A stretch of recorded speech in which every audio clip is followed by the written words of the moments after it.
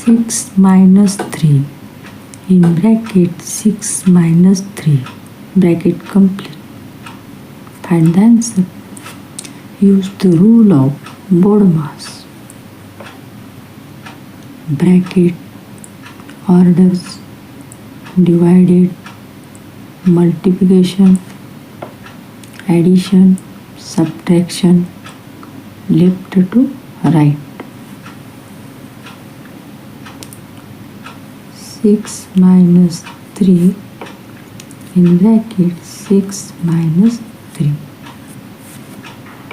is equal to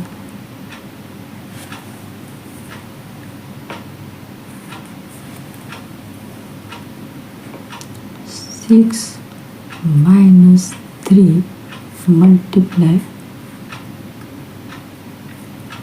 subtraction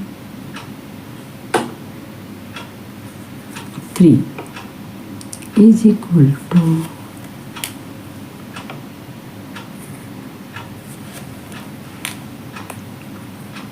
6 minus